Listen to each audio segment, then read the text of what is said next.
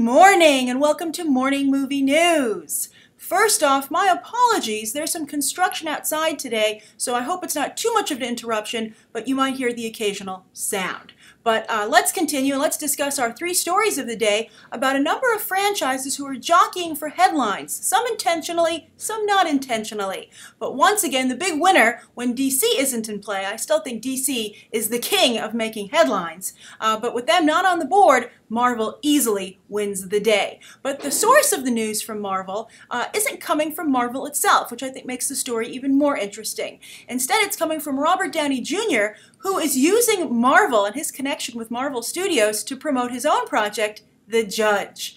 Everyone, of course, is covering all of his talk show appearances, but that's because he's talking about Marvel and what is potentially on the horizon. And I just do wonder how Kevin Feige and company feel about that and just how much leeway they're willing to give arguably their biggest star. So what has he been doing on his press tour? Well, first there was the rumor that he said that he would only make Iron Man 4 if Mel Gibson could direct it.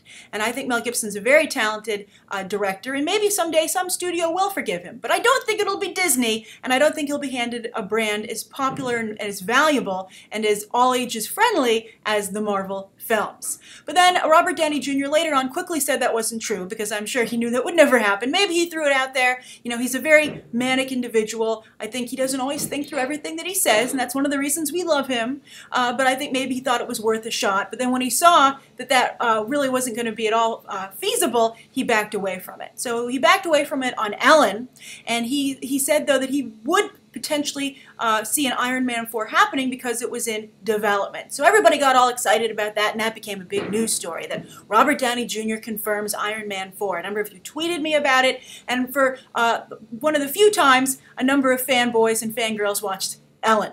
So, but then later in the day, late last night, Robert Downey Jr. on his promotional tour made a stop over at Letterman on The Late Show.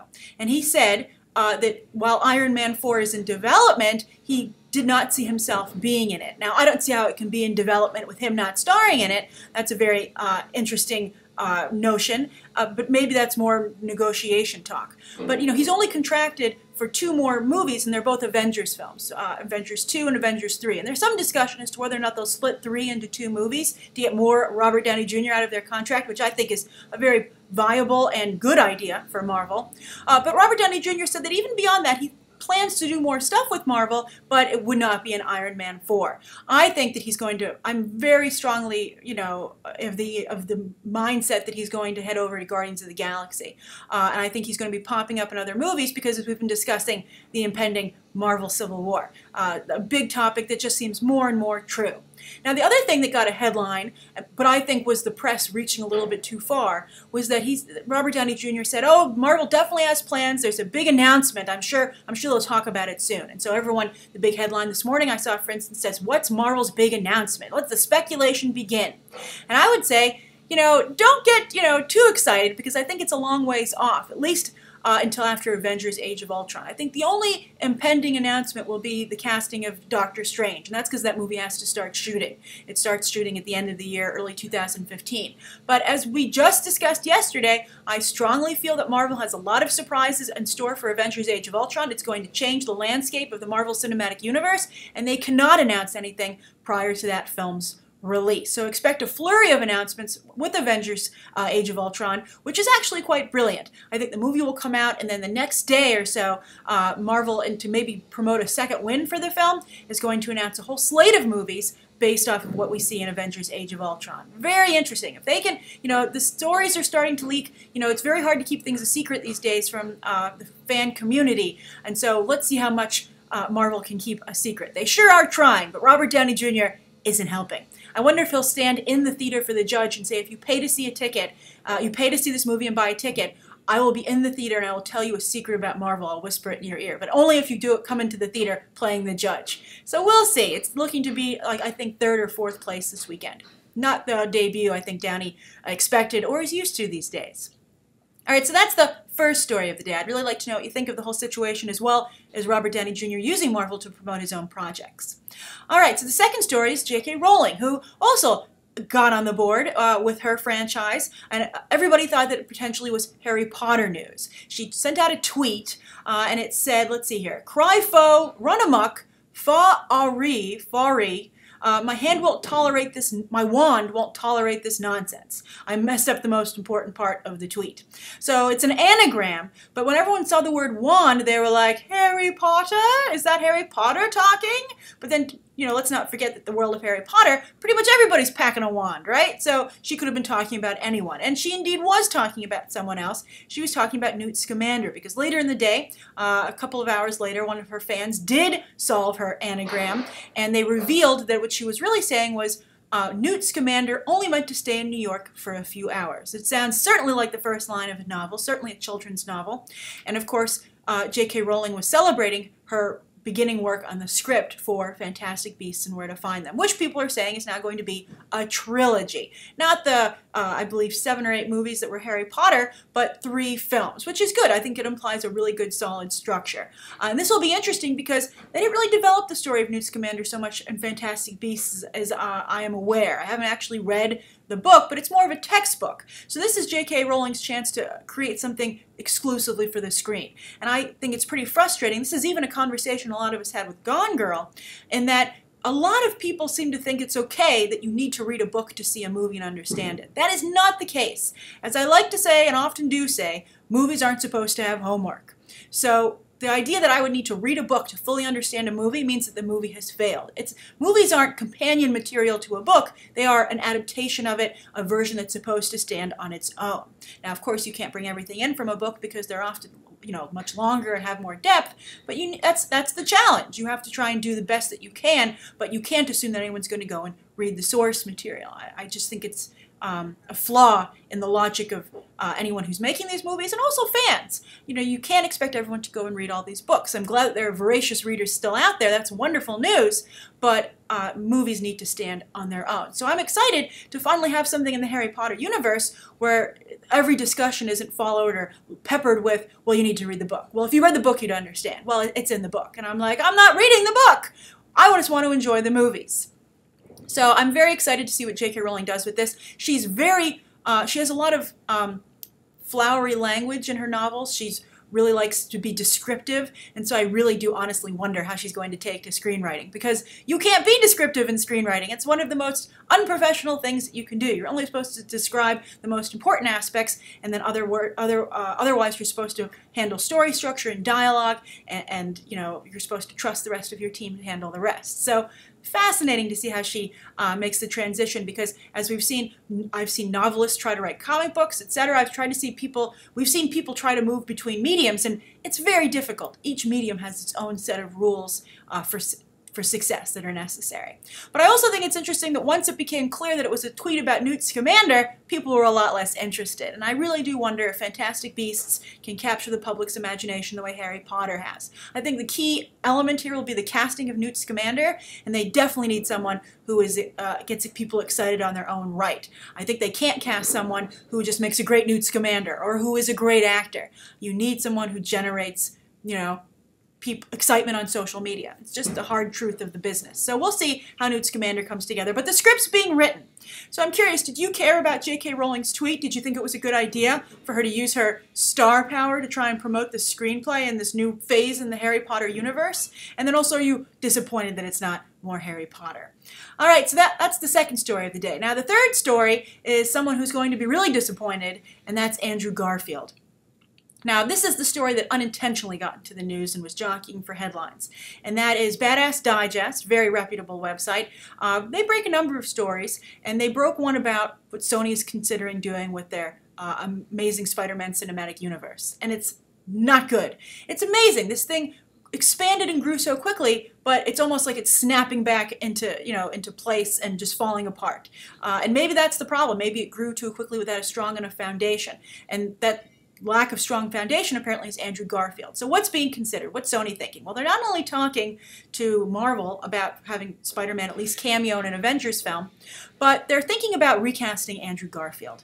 Now, I don't know how I feel about that. I think Andrew Garfield's quite good in the role. I think that the franchise got hijacked by some bad villains, and also I think that him dating Emma Stone in real life, well, I'm so happy they found each other, didn't work out so well for the film. It became almost like, you know, let's pay for Emma Stone and Andrew Garfield to hang out with each other for a lot of time and have a great movie to show their kids in the future. Like, look what we used to do. This is when we pretended to be another couple, but we're a couple in real life, etc., etc. I just think that kind of overtook the brand, and I think that it's just unfortunate. It wasn't intentional, but I think that's just what happened. But I do like Andrew Garfield in the role. I think he's very good, but I know that some people don't. They think he's hipster Spider-Man, hipster Peter Parker. I don't agree again, but I think the majority has spoken, considering how the films are performing at the box office. Now, some people always like to say, I'd like to know why $700 million isn't considered a good job. Well, you have to put things in perspective. It's just like when I'm reviewing a movie. Every movie's judged differently, and also in terms of their box office returns. And while I judge like an award-winning movie that's supposed to be up for Oscars and has all this top talent in it, while I judge it very harshly because that talent should know better and is setting the bar very high and making me expect a really quality, well-structured film, the same goes for a blockbuster. When I'm a studio executive and I make a blockbuster movie that's a comic book film, I expect it to make very close to $1 billion, if not $1 billion. If it doesn't, I failed, because everybody else is able to do that. So why can't I? There's clearly something wrong with my project, and that's what Sony's going through right now. What's wrong with us? Why can't we make $1 billion? So they think Andrew Garfield needs to go, and they're going to do a soft reboot, apparently, with a Sinister Six movie. I hope that means they'll recast Jamie Foxx, and I would even say Dane DeHaan. Just wipe the board, start something new. Although they're shortening the amount of time between when they reboot these things, and the older actors are very much still in our mind, which Spider-Man should be aware of this problem, as they had that same situation with, recasting Tobey Maguire. There's not enough room in between these films to breathe and to let the audience, get some distance and closure with the previous actors playing the role. We'll see how this affects Ben Affleck when Christian Bale, of course, is so memorable in people's minds as Batman just recently. It's an interesting developing phenomenon, because it used to be these movies came out years apart, a couple of years. Every few years you had a new James Bond or a new Indiana Jones. But now, every year, it's as I said, it's a developing problem. So what's going to happen? Well, Andrew Garfield apparently, or the new Spider-Man actually, is going to team up with the Sinister Six, and it's going to be like a Suicide Squad type story. Well, the Suicide Squad sometimes helps Batman. Well, here the Sinister Six is going to help Spider-Man.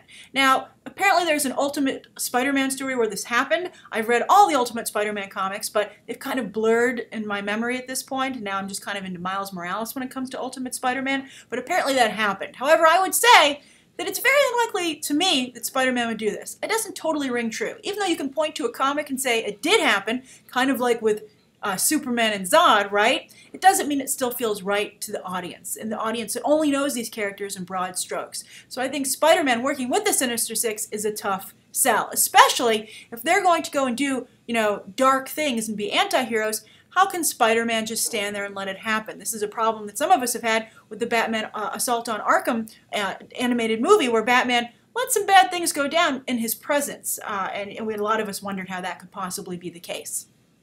All right, on a side note, speaking of Batman, how awesome is young Bruce Wayne on Gotham? He just is Batman. I just love it. And that a little kid can convey such emotion in a future character while sitting in his study eating his dinner or not eating it, I think is quite impressive. All right, I just had to say that.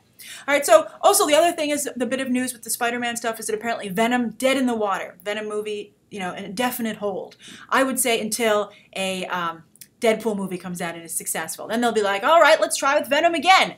But, it seems what Sony has going on there, well, it seemed for a little bit, well, they were in front of everybody else, and they were running ahead, and they were going to beat everybody to the punch in a number of different ways. It seems they've fallen back behind and maybe have to start over because it's like a competition building these cinematic universes, and we just watched theirs crumble because maybe they tried to build too fast. All right, so those are the three stories of the day, and the viewer question also ties into comic books.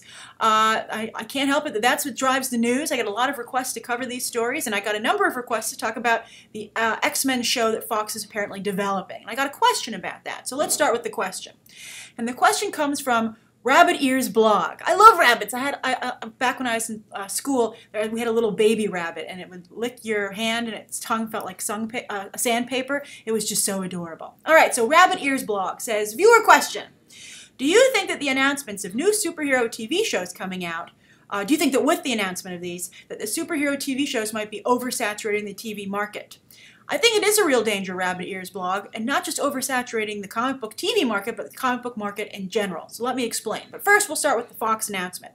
Fox is actively developing an X-Men television show. They see all the success with Gotham, although Gotham has dropped just a little bit in its ratings. I think about 6 million people now have tuning in for the 3rd episode. So Gotham, I think, isn't the breakout hit that maybe we would have liked. It's certainly doing better than Agents of S.H.I.E.L.D., but I do wonder about its future. I don't think it's the big phenomenon, like the Blacklist even, that people had hoped, comic book fans and Fox and Warner Brothers all alike. Not quite there yet, which is interesting, and I wonder why that is.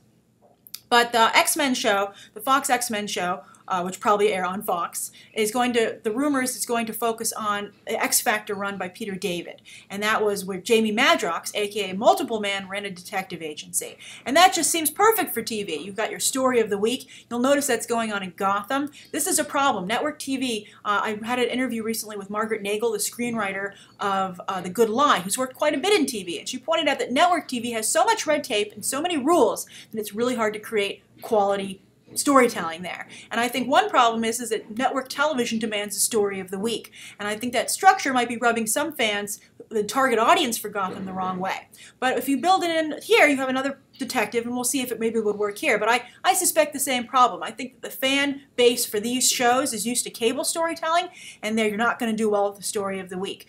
You just have to trust your audience that they'll tune in regularly so that they can follow the story. You don't have to have something where they can check in and out as they please, which is why network television does a story of the week. And all the continuing stories are B or even C storylines.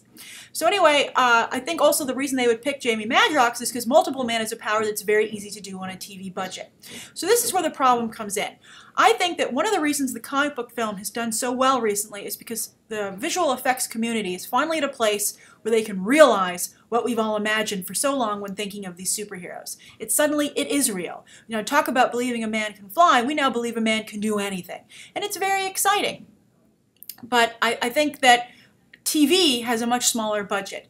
And I think that if people keep seeing superheroes not realized in the awesome way that they are used to seeing on the big screen, they're going to start to, the hokiness of it, the hokiness factor is going to start to creep in, where you're like, well, that's ridiculous, and that's silly. The often response that I'm sure all of us, any comic book fan is familiar with from our non-comic book reading friends, their reactions. So you show them your stuff and you're like, isn't this cool? And they're like, that's ridiculous. And you're like, you have no soul. And that's basically the give and take between the two people. But I think TV is an argument against comics. And I know people like Arrow, but it's still not a huge hit. It's a cult hit. And I just think with Constantine, a Supergirl show in the works, I think that people are going to have too many experiences watching superheroes not well realized. And it's going to just dilute the entire pool. And that's I think, a genuine problem. Also, I think people are going to get upset with all these different universes going on. I know that many of you say, well, I can follow it. I have no problem. I read comic books. There are alternate universes and timelines all the time. But you have to remember that that's not what a mainstream viewer does. The mainstream viewer watches this stuff to relax and to have a good time and just hear a good story. So if they have to keep track of multiple different characters and multiple different scenarios and understand, well, this character is different than this one, I think they're just going to actually decide to take a step back. And I think that Marvel is successful because everything ties into the same place. That's very good. But then I think we're getting confused even over in DC, being like, well, Gotham has nothing to do with the upcoming Batman v Superman. Arrow has nothing to do with Gotham. These are all different. And the animated shows are different. The animated movies are different. And I think that you end up dividing your audience. People just go watch what they like, whereas Marvel has pooled all of their audience into one giant thing saying, you have to watch everything. And everyone has gone so far, okay. So that's my concern. It's a budgetary issue, and it's a problem with the different universes and different versions of characters. I think that could be what ultimately, breaks the good luck streak that we have here. Because don't forget, while we enjoy comic books and we're able to deal with them and we actually enjoy all of this, there's a reason comic books haven't caught on with the general public. There's a reason a really high-selling comic sells about 100,000 copies. That's it. There are 300 million people in the United States, and if 100,000 of them buy a comic book, that's considered a success. That's a very low number, and certainly not the kind of numbers that need to be seen in TV and movies to make things worth continuing with. It's just really, you have to understand the different levels of the markets. All right, so thank you so much for your question, Rabbit Ears blog. I think you're right to be concerned. Everybody else, please share your thoughts down below about today's top 3 stories and the viewer question. Anything you'd like to see covered tomorrow, any questions that you might have. Thanks for watching. Bye.